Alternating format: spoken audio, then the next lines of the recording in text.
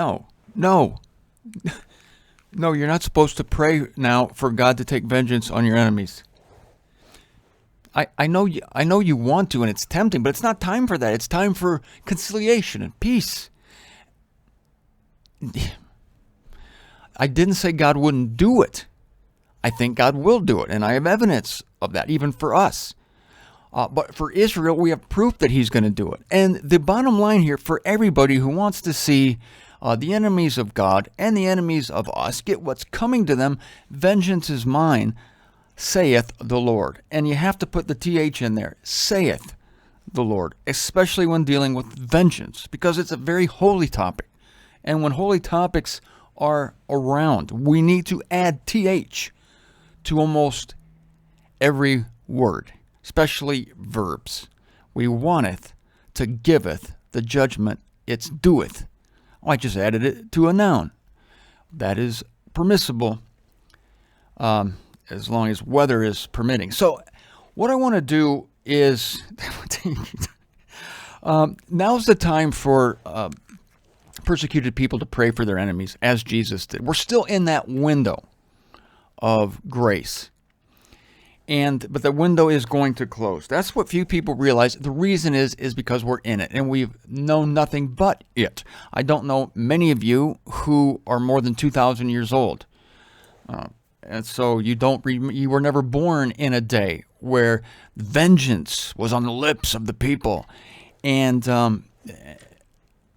God was in the business of enacting vengeance. We saw this as recently as the book of Acts with Ananias and Sapphira, who embezzled a part of the money that was due the apostles for a acquired piece of land they had. And the Spirit of God struck them dead on the spot. That's judgment, folks. That's what's going to be happening in the unveiling. Instant judgment. But it's not for now. Now, John, poor guy, he sees these souls underneath the altar. Why underneath the altar? And I'm telling you why this is figurative and not literal. Because no person would want to be in a blood-soaked, cavernous vault beneath the altar. And that's what the altar was in Israel. In fact, I understand that in Jerusalem, you can still go beneath Mount Moriah where the blood of the sacrifices was poured. It's a giant cavern. They slayed tons of animals. I mean, literally tons. Over 2,000 pounds worth of animals, just blood poured. And the blood went under, where'd the blood go? They had a drainage system. It first went into a giant cistern underneath the altar. Sounds terrible. Then it went into the river came and washed the blood. What was the name of the river underneath the altar? Ernest Martin has done some great writing as to where the original temple was located. And they know it can't be where the Dome of the Rock is now because the river, there's no body of water running directly underneath it. And this would be needed to wash the blood away. You wouldn't want to exactly drink downstream from this, but I'm just saying. What's the name of that river? I don't know. I'll find out for you tomorrow. It's not really important. But we're dealing with, undoubtedly here, a figure of speech because there are not literal people under a literal altar. And I'll say this, too. Not only that, but these people are not even alive at the time. Remember, this is what John is seeing. These people represent the voices. Now, Martin, you're spiritualizing it. No, I'm not spiritualizing this. I'm just telling you that it's a figure of speech. That's the difference. When you start recognizing figures of speech, people think you're spiritualizing it. I'm against spiritualizers in that I'm against people taking what is literal and trying to put a spiritual meaning into it as if the literal isn't spiritual enough. How do we decide whether something is literal or figurative, or you can add another syllable in there? I don't care. You default to the literal. That's a rule of spiritual interpretation, or should I say scriptural interpretation, is literal if possible. So the first thing we want to try to do is take it literally. For instance, Luke chapter 16, the rich man and Lazarus. let's try to take this literally. We have Lazarus in the bosom of Abraham. So he's on Abraham's chest. Is he really? Abraham is dead at the time of this parable. Then we have a rich man in flames of fire being tormented. And as he's in the flames of fire, he's holding a conversation with Abraham and Lazarus. And apparently the flames, usually I've, seen some unfortunate videos of people engulfed in flames. Some of these monks set themselves on fire. They're very stoic, but they're not holding a glass of wine and making polite conversation with other conversants. It doesn't happen in flame. Therefore, okay, that's a figure of speech. And besides the fact that the Lazarus is said to be in Abraham's bosom, you want to try to take that literally? He's in Abraham's chest. He's sitting on it. Now, I don't know how much the guy weighed. Apparently, he was sickly during his life, and dogs licked his sores. So he was probably on the skinny side. And yet, I still don't think Abraham would be very comfortable with this man on his chest. So all this, of course, is ridiculous, except that Christians take it literally. That's another story altogether.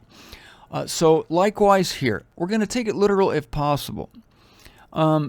And we've already determined that an altar has to do with worship. And so we're not dealing with a literal throne or a literal altar. And besides, Revelation is a vision. So we're going to take what John sees generally and figure that that's the figurative thing and that what it portends is literal. Okay? I'm making that point to you again and again. And I'm especially doing it here because I don't want you to get the mistaken idea that the dead are alive. Because here we have souls that are martyred, and they're speaking. How is that? Oh, that's another thing in the rich man and Lazarus. We have dead people speaking. Lazarus died, and he went to be with Jesus. The rich man died, and he went to be with Jesus. And in Hades, for the love of God, they're conversing. And yet, Ecclesiastes chapter 9 says the dead do not know anything. There's no praise of God in Sheol, where you're going, in the grave. The grave is silent. There's no remembrance of anything in the grave. And so obviously then when people are speaking in the grave, not only speaking in the grave, but speaking in flames in the grave, figure of speech. Oh no, Christians don't get it. This is a literal story of what is literally going to happen to people who don't believe in Jesus. Finally, Jesus is giving details about hell. Is he really? No, it's not. It's a parable, figure of speech, which is another form of a figure of speech, is parable. So we have this giant cavern, and no soul wants to be under an altar, like scrunched up in this giant bloody vault that probably smells horrible. And that's their reward? Criminy. If that's the reward of the saints, I want out. Congratulations, you've been martyred, and we have a wonderful reward for you. Oh, 70 voyagins? No, not 70 voyagins. We're going to put you in a stone vault where the blood has been dripping for centuries. Oh, that doesn't sound very good. I don't want to go there. You're going to go there. I don't want to go there. That's my reward. That's terrible. Yeah, that would be awful. Thank you, Curly. Certainly. But it's figurative.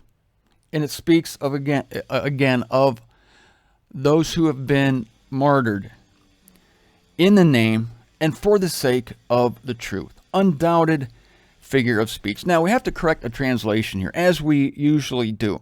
The King James says, and this will help us understand this figure of speech. King James says, the life is in the blood. The passage is Leviticus 17, verse 11.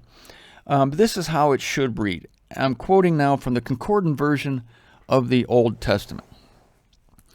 For the soul of the flesh, it is in the blood.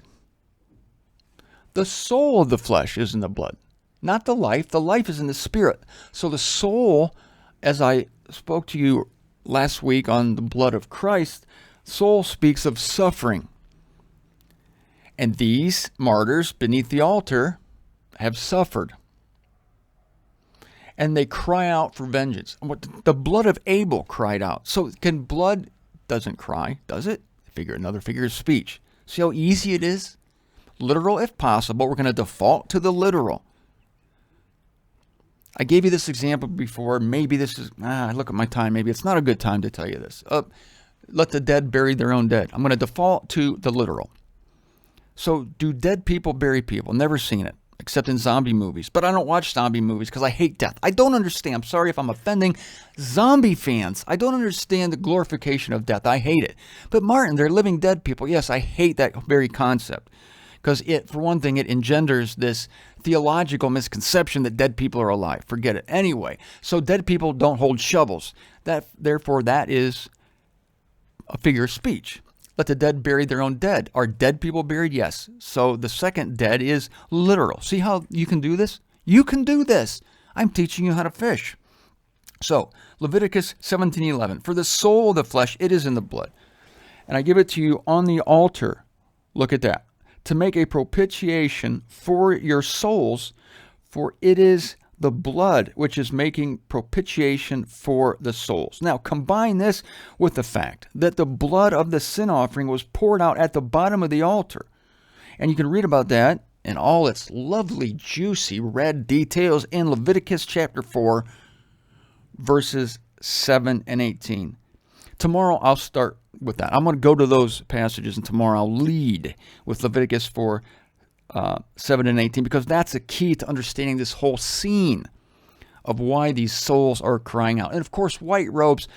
The last place I would put someone in a white robe that was probably freshly washed and pressed, and I don't doubt starched.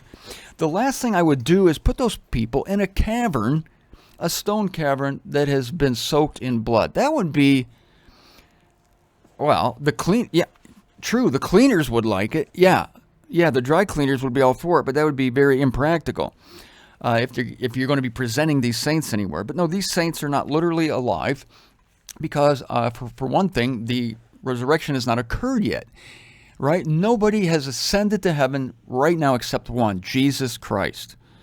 Nobody else has. No, Elijah didn't. Yeah, he went into heaven on a chariot of fire, but later there was a letter from Isaiah, so he came down.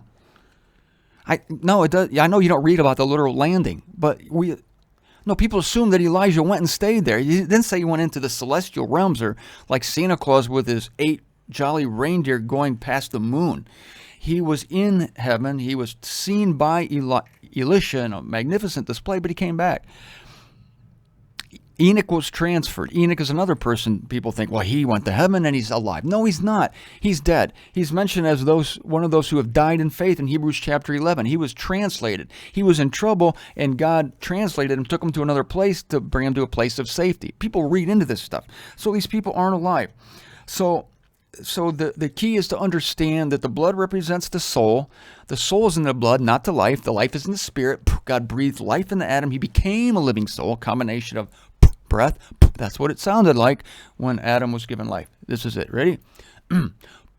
Oh, certainly it sounded like that. That's the sound of people getting life. And they become living souls. So when the spirit mixes with the flesh made out of the soil, the result is a soul. That's what suffers. That's why, again, speaks of Jesus' suffering his blood, because the soul's in the blood.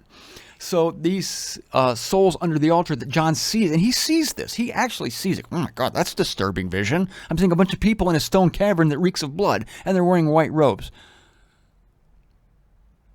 These are those who came out of the affliction. These are those who will come out of the affliction. These are those who have been delivered from many afflictions in the past, not only the coming affliction, but the affliction in the times of Christ, the afflictions of the prophets, because the mainstream has been persecuting the minority for a long time. This is going to be addressed and redressed, and I don't know, possibly undressed. No, just addressed and redressed. That's enough for now.